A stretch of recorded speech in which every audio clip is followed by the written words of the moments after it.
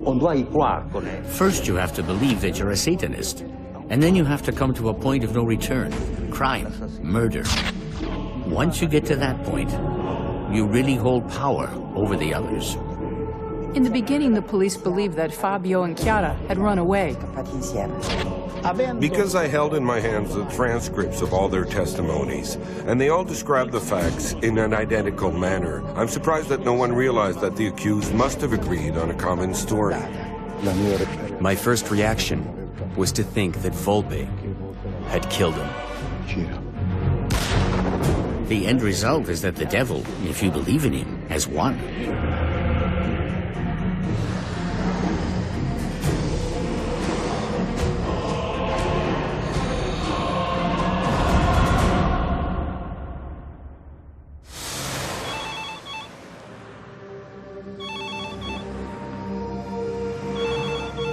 On January 17, 1998, around 11 p.m., Michel Tolles receives a phone call from his son Fabio.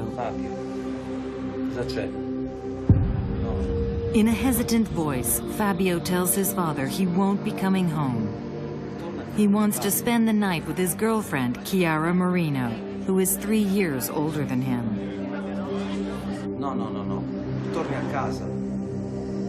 Half asleep, Michel Tolles asks Fabio to come home, for he considers it inappropriate behavior for a 16-year-old adolescent. Usually my son speaks in a very confident manner. That night, it felt strange to me. He was hesitating, almost mumbling. I had the impression that someone was telling him what to say on the phone, or that perhaps he was under the influence of drugs or alcohol. I told him, no, you went to town. Have you had one too many? I want you to come back home as usual, and if it's too late to take the bus, just call me and I'll pick you up. Very well, Dad. The way he was speaking didn't make me too suspicious.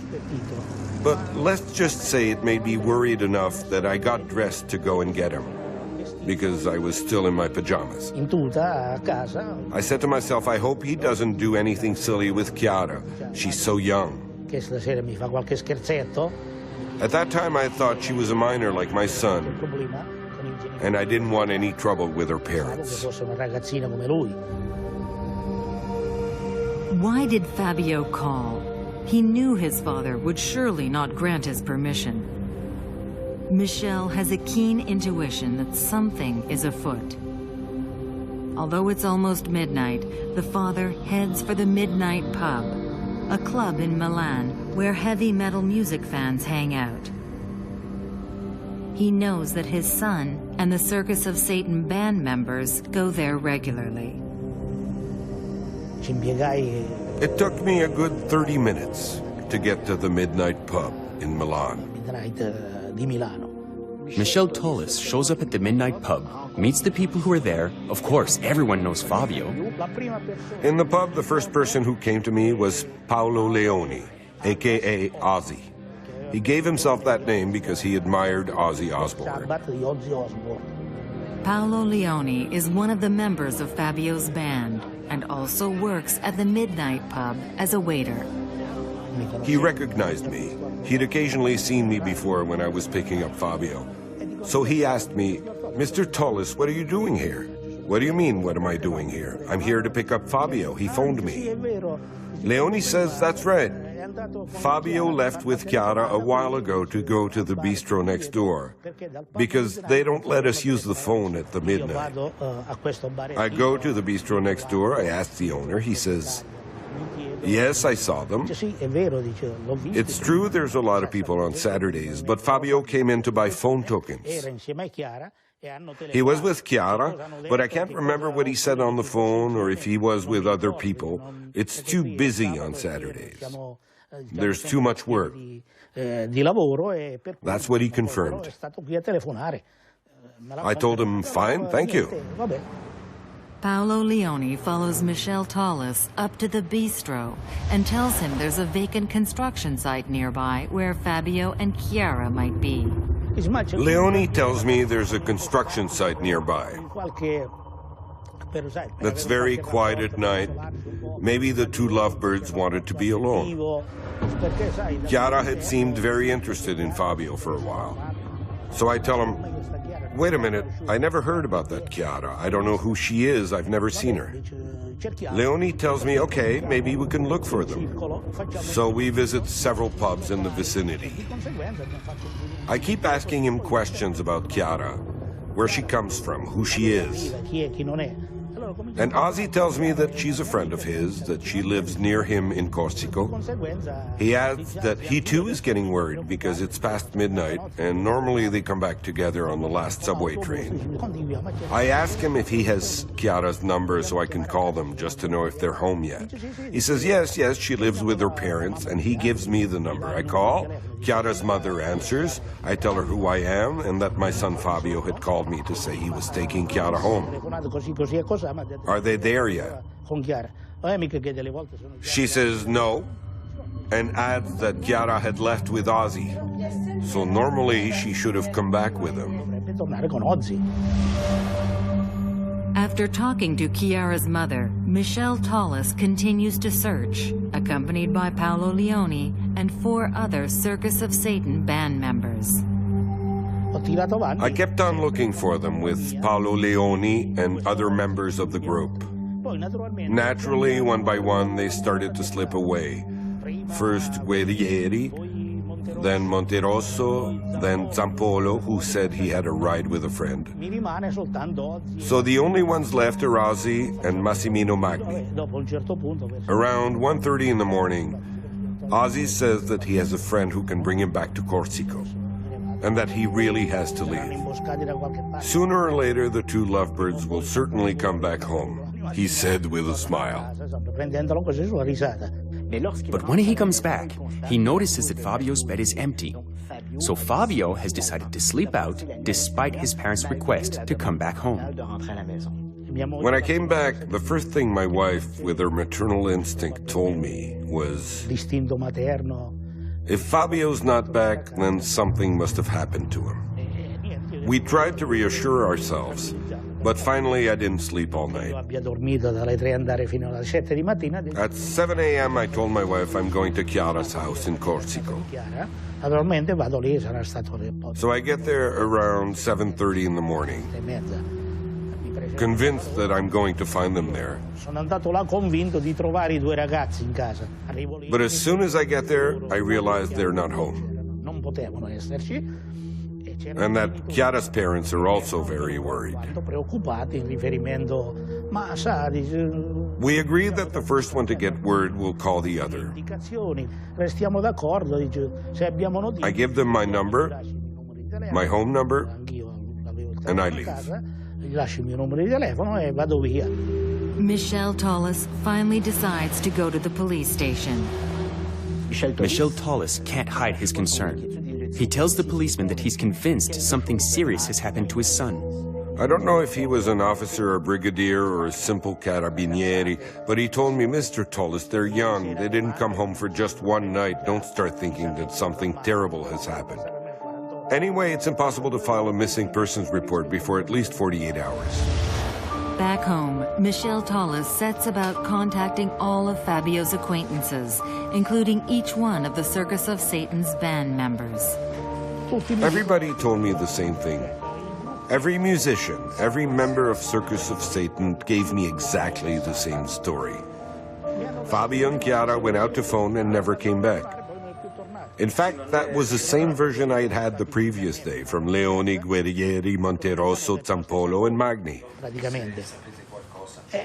Based on that information, we decided to meet that afternoon at Sempione Park to organize a search.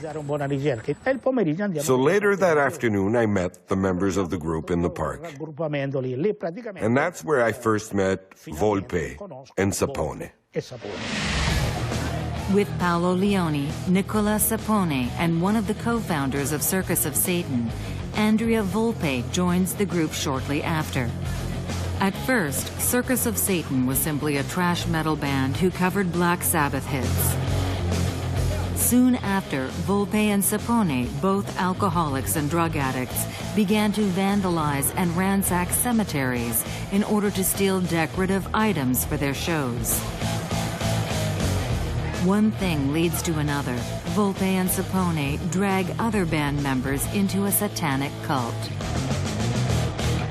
Then when his son disappeared, of course he reported it to the police. His son was a minor when he disappeared. The girl, for her part, wasn't.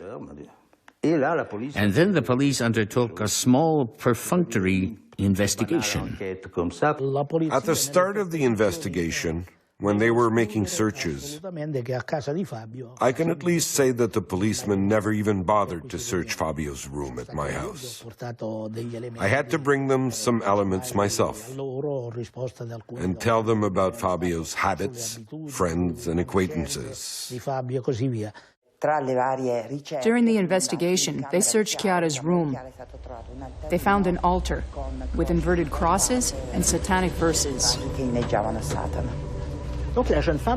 So the young lady seems involved in occult practices, but there's nothing that suggests that something tragic may have occurred. So for the policeman, it's a matter of a 19-year-old girl going out with a 16-year-old boy. Something that's not necessarily well accepted. Understandably, the policemen declare that the young lovers have run away, and they will recommend that Michelle Tallis and Chiara Marino's mother stay at home until at some point their children will contact them and come back home. Fabio's father never believed this hypothesis, and he began to search on his own. I had had posters printed up with Fabio and Chiara's pictures. I had started putting them up in Corsico, in Milan. I had started doing this since the first few days. At the same time, the Cologno Monzese police do as little as possible. The investigation of Fabio Tallis and Chiara Marino's disappearance is at a standstill right from the start. Instead, the policemen had tried to prevent me from doing anything. They wanted me to stay quiet. They thought I was too tedious and insistent. The sergeant from Cologno Monzese was exasperated and even told me I was busting their balls. 10 days go by. The Tallis family and the Marino family call upon the population through the media. Some information generates slight interest, but leads nowhere. When Michelle Tallis learns that Chiara Marino's room was filled with satanic paraphernalia, he decides to reorient his investigation towards the world of heavy metal and trash metal bands. He visits Milan bars and systematically interrogates his son's friends and acquaintances. I had collected some information on the regulars at the midnight pub. Someone told me that a lot of those who hung out at the bar subscribed to Satanism. All gathered around Ozzy Leone, but my contact was scared to tell me the others' names. One night while searching around Corsico, I met a man walking his dog, and he warned me to avoid the area, that it was dangerous. So a few days later, I decided to show up, unannounced, at Paolo Leone's. Politely, his mother asked me in, and even showed me around her son's room.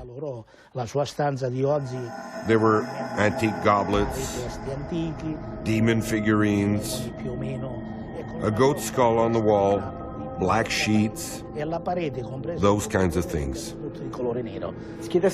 What's strange in Fabio Tallis and Chiara Marino's disappearance is that the policemen will continue to favor the theory that the two have run away, despite the fact that the parents keep presenting evidence that seem to discredit that theory.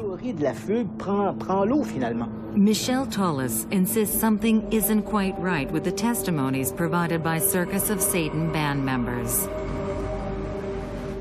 The story the members of the group told was basically cut and paste. It was a photocopy of the other story.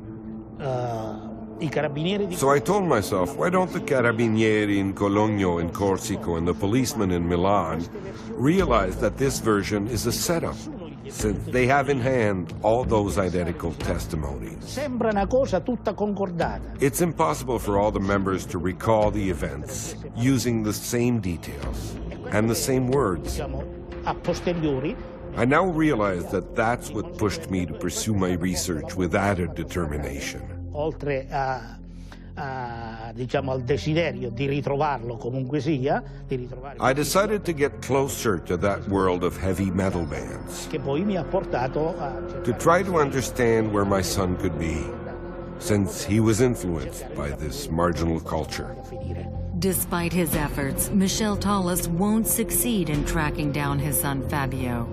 As time goes by, Fabio Tallis and Chiara Marino's disappearance will become a cold case. At the crack of dawn on January 24, 2004, the Sommo Lombardo Carabinieri in the province of Varese receive a phone call. The owner of a business in Sommo Lombardo reported having seen a young man walking the streets with a dazed look, talking to himself. He seemed to be under the influence of drugs. The Carabinieri, dispatched to the scene, found a man named Volpe, who did indeed seem delirious. Right from the start, the police realize that the man is not in a normal state. Agent Capo Greco asks him to calm down and explain what's wrong. The young man, about 20 years old, is Andrea Volpe and admits that he's taken a cocaine, heroin, and amphetamine cocktail. After interrogating that young man for a while, this Andrea Volpe, he starts to come to his senses. He starts to tell a rather flimsy story. He says he'd been driving along, followed by his girlfriend, Elisabetta Ballerin, and that suddenly he had swerved. And when he looked, his girlfriend's car was no longer behind him. And then he tells the policeman, without going into details, that he's afraid his girlfriend might have been assaulted and that he doesn't know where she is. All this seems a bit mysterious. It was a lie.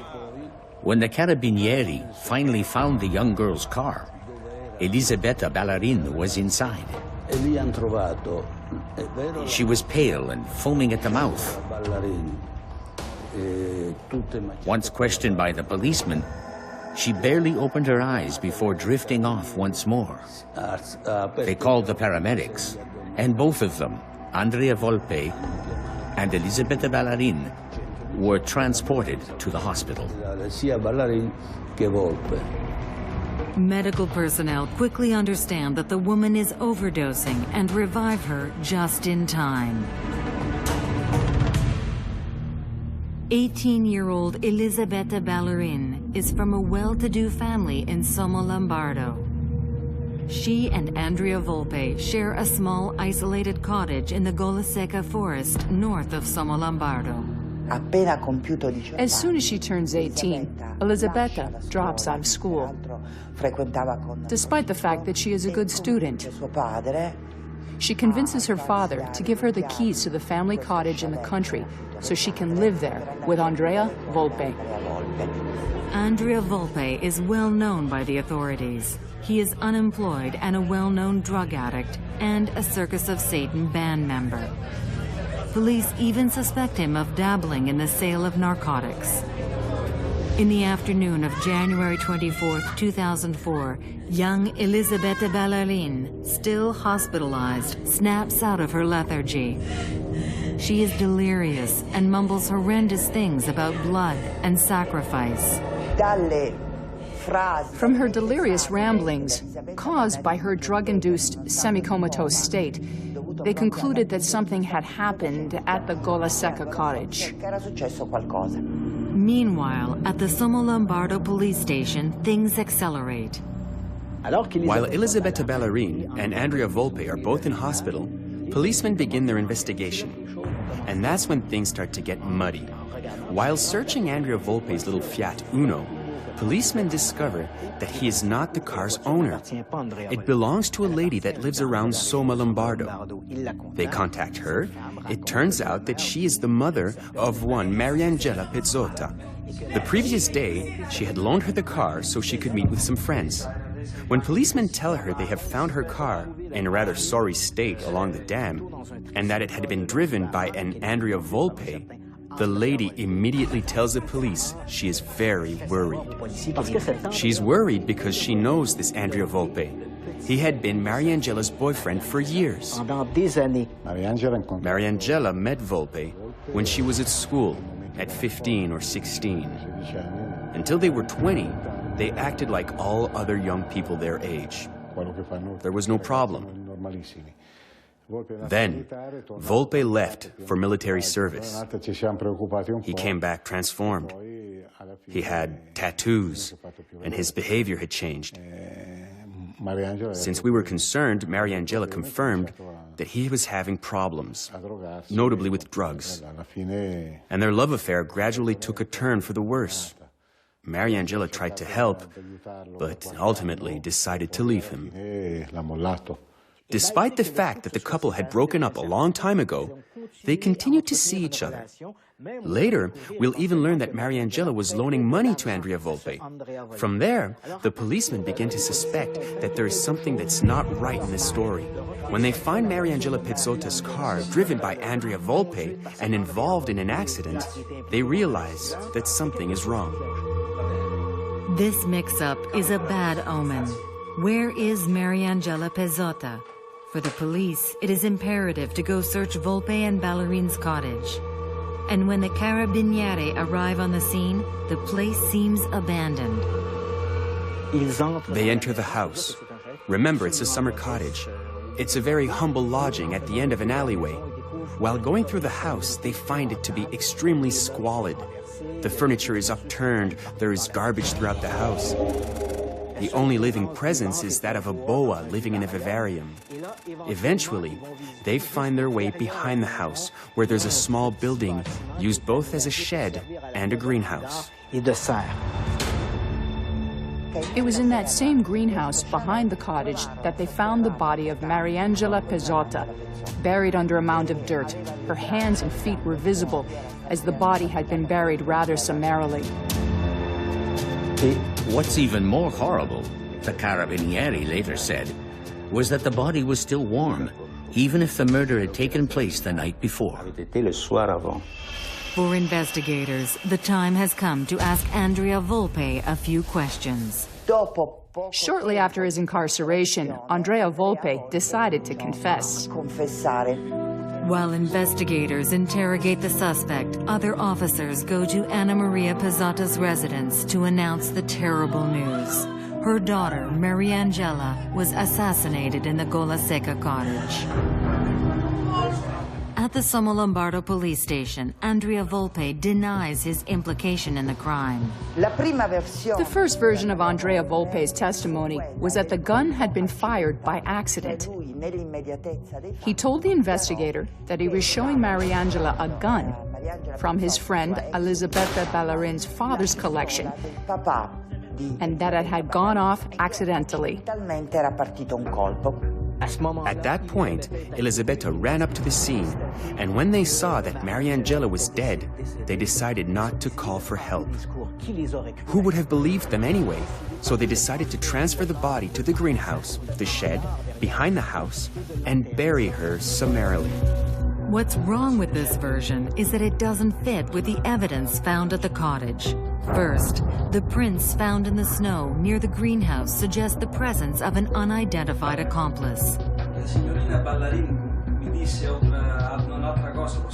Second, Volpe's story contradicts many details obtained by Elisabetta Ballerine at the hospital. Interrogated relentlessly, Volpe changes his version of events once again. His variations, aimed at harmonizing with Elisabetta's version, finally draw the police closer to the truth. On the night when Mariangela was killed, on the eve of her birthday, Andrea Volpe had called her using that specific pretext to celebrate. It was the perfect excuse to convince Mariangela to come visit him at the cottage. He said that when Mariangela arrived, they both sat down in the dining room, and an argument soon broke out. He took out a gun to threaten her, and the shot accidentally went off, hitting Mariangela in the throat and knocking her over. Then they panicked. They called their friend Nicola Sapone, as he was rumored to be the head of the group. When Nicola Sapone arrives at the cottage, Mariangela is unconscious, but she is still breathing.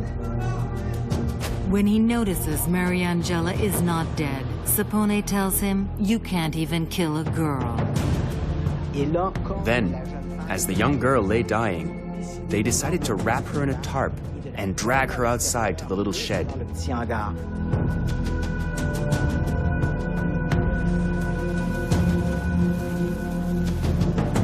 It's only once they were in the shed that Nicola Sapone supposedly took a shovel and hit Mariangela several times in the head to kill her. And then they purportedly tried to summarily bury her and cover her in that same tarp. Then Nicola Sapone would have left the scene after advising Andrea Volpe to get rid of the car by driving it into the river. That's when things started to go wrong. If the circumstances of Mariangela Pezzotti's murder seem relatively clear, one detail remains obscure. Why? What's behind the murder of this unassuming young woman? To answer these questions, investigators will soon reveal events that will shock all of Italy. On the evening of January 24th, 2004, precisely, I was watching television around midnight. It was the late news. And I learned that Andrea Volpe and Elisabetta Ballarin have been arrested for homicide. Ballarin's name didn't ring a bell. But when I heard Volpe's name, everything lit up in my head. It was like a Christmas tree. Everything I'd discovered on satanic circles, every document I had collected from the start came back to me. Michelle Tollis spent the last 6 years investigating the underground activities of the Circus of Satan band members who participated in supposedly satanic rituals. After all this time, he had acquired the certainty that the demonic activities of Circus of Satan band members, including Andrea Volpe, played a role not only in his son Fabio and Chiara Marino's disappearance, but also in the murder of Mariangela Pezzotti. On Sunday morning, the first thing I do is to buy the paper, to read about all the details from the case. It's a rather complete article. It even has a picture of Mariangela Pezzotta. I recognize her, having already met her at the time with the group as Andrea Volpe's fiancée. And now here she is, murdered of a gunshot to the throat. It just became a question of simple mathematics, putting 2 and 2 together. In my opinion, either they shot her to shut her up because she wanted to spill the beans, or because she had already talked and they wanted revenge. I phoned the Carabinieri in Sommalombardo, and I talked to Sergeant Segreto, who agreed to meet me in the afternoon. At 2 o'clock, I show up at Sommalombardo station, and I succinctly sum up my research. Dumbfounded, the sergeant just freezes. His face just grows pale. He asked me, "Mr. Tollis, are you sure of what you're suggesting?" I then show him the contents of the black briefcase I had, full of stuff I had picked up on concerts and newspaper articles, posters and notes. There was everything and then some. In Sommalombardo, investigators are still trying to determine Andrea Volpe's motive for killing his ex-girlfriend. The Carabinieri interrogate Sapone. Informed about his friend's confession, Nicola Sapone denies the whole thing. He admits receiving Andrea's call on the night of January 23rd to 24th, but swears that the victim was already dead when he arrived at the Golaseca cottage. He also says that when he noticed the young woman was dead, he quickly turned around to leave. And the rest is nothing but lies. At this point, it's true that the police have nothing concrete against him. On the one hand, they have Volpe's confession, a drug addict who has continually changed his version of the facts since his arrest. And on the other hand, Elisabetta Ballerin now swears that she remembers nothing of that gruesome night. In the absence of evidence, Nicola Sapone is released but placed under judicial review. Thanks to Michel Tollis's extraordinary secret investigation, the pieces of the puzzle will finally come together. His file on the satanic activities of the beasts of Satan is worthy of an intelligence services investigation.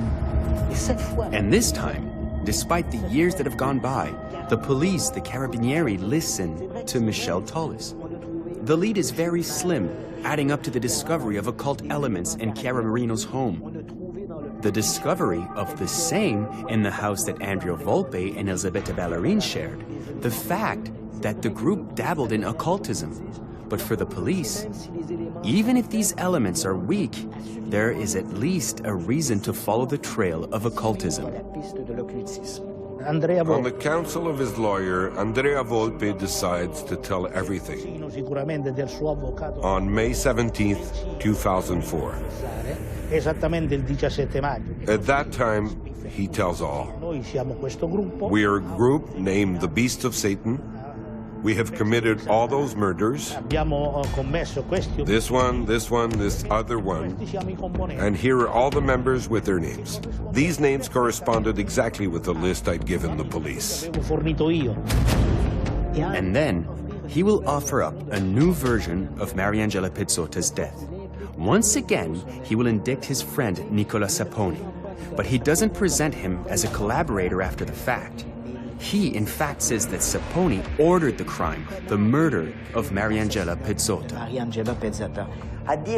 According to Andrea Volpe, the sect had ordered him to murder Mariangela Pizzotta because she was drifting away from the group and because she knew too much. She was therefore becoming a menace to the members. In his new version, not only does Volpe involve his friend Sapone again, but he affirms that Sapone became completely paranoid since his breakup with Mariangela. Nicola Sapone was afraid that Mariangela would reveal information about Fabia Tollis and Chiara Marino, who both disappeared 6 years before. Volpe adds that Sapone had clearly stated that if he refused to kill his ex-girlfriend, Volpe and his new girlfriend, Elisabetta, would be eliminated. For the first time, the police will have an overview of the events leading up to the assassination of Mariangela Pizzotta. The motive of which, actually going back 6 years to that night in January 1998, at the Midnight Club. At the beginning of 1998, the Circus of Satan leaders have been participating in a demonic cult for some time, forming an entity within the band, an entity called Beasts of Satan. This group, the Beasts of Satan, which initially was just a band, began to attract young misfits, addicts, and alcoholics from the area around Milan. Little by little, the group will drift towards Satanism, adoration of the devil. Among the people tacking onto this group, we find Chiara Marino, who will be the only woman, in fact, in the Beasts of Satan. She is 19 at the time, and she has fallen in love with a young man who has recently joined the group, Fabio Tollis, who is 3 years younger than her. This doesn't suit the Beasts of Satan at all, especially the leaders, more influential members of the group than Fabio Tollis. all men which were interested in Chiara Marino. She's been saying for a while that she needs more normality in her life, and she wants to distance herself from the beasts of Satan. So that night, in January 1998, the beasts of Satan got together, first digging a grave in the afternoon in a wooded area near Milan, and then regrouping in the midnight pub and deciding to go out in the forest for a satanic ritual. Fabio Tollis and Chiara Marino are invited to participate. Maybe Fabio Tollis, at the last minute, felt that something was wrong. He tried to separate from the group to avoid going. He told Andrea Volpe, for example, that he wanted to get back home because his father would be worried.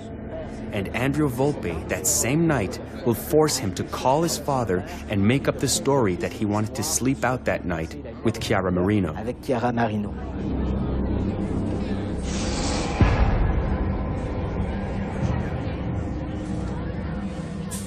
That night at the midnight pub, they had left, saying they were going to another discotheque, one of the biggest in Italy, maybe even in Europe at the time, I believe. It was called Nautilus. But instead of going to Nautilus, they changed direction and went into these woods. And Chiara and Andrea thought they were going to perform some stupid ritual. But in fact, as soon as they got out of the car, they immediately attacked the young girls with knives. Chiara Marino has a pocket knife on her. She barely has time to take it out that Saponi is already on her, and Volpe will also join in. They'll take turns stabbing her. Fabio Tollis will try to intervene, but another member of the group will throw himself on him. This one has a hammer, and he will deal severe blows to the head of Fabio Tollis and literally bash his skull in. So the two dying lovers, Fabio Tollis and Chiara Marino, are thrown in the grave. The other members of the group will convene around the grave and, perhaps as a gesture of contempt, will urinate on the dying bodies. They will bury them, and after they're finished, Nicola Saponi will even do a little dance on the grave saying, "Now you're zombies, try to get out of this hole," or something like that. The following day, they returned to the spot to douse it with ammonia or something like that, to prevent animals from being attracted by the smell and discovering the body. So at that time, it seems to be a perfect crime. No one can see how the authorities can begin to find out about this sacrifice. But 6 years later, when this breakup between Andrea Volpe and Mariangela Pizzotta occurs, things begin to take a different turn. Fabio and Chiara's bodies were found only because Andrea Volpe told them exactly where to dig. And all the while referring only to a row of great trees around the woods of Ticino. He was only off by a few centimeters. No one could have ever guessed that this small wooded area had been the scene of such a gruesome crime. Once they had dug up the victims, the forensic team arrived on the scene. Their investigation allowed them to reconstruct the sequence of events leading up to the tragedy that occurred on that fateful night. It was primarily because of the traces from the 64 knife slashes on Fabio's body. These 64 lacerations prove Fabio's desperate attempts to protect himself from the assailant's blades. But despite those efforts, they will finally manage to slit his throat and kill him. Arrest warrants are issued, and the police widen their investigation, including a series of suspicious deaths within the entourage of the beasts of Satan. It is suspected that certain followers were pushed to commit suicide. My son's assassins have practically all been indicted. Their sentences go from life to 9 years in jail for Massimino Magni. Sapone was given 2 life sentences because he's the one who savagely murdered the 2 victims and then profaned the remains of Fabio and Chiara. Paolo Leoni, or Ozzy, considered to be the spiritual guide, the leader of the group, also got life because he's the one who introduced the satanic cult to the group. He was the son of a known Satanist who had also been found guilty of the murder of a woman. In turn, then, Zampolo and Monterosso got 29 years each. Mario Maccione got a life sentence, limited to 19 years in jail because he was a juvenile. And the repentant Volpe was first sentenced to 30 years in jail.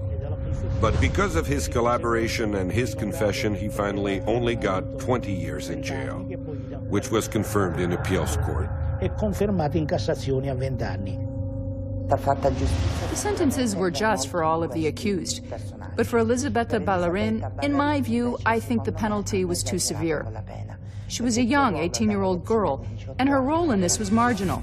But she was sentenced to 23 years in jail, while Andrea Volpe, who killed 4 people, was only jailed for 20 years.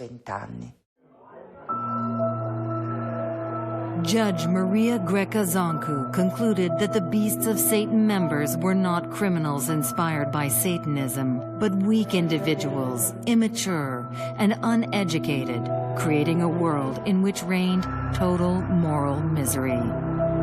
The end result, even if these people knew little about Satanism, is that the devil, if you believe in him, has won, because they caused the death of a number of people.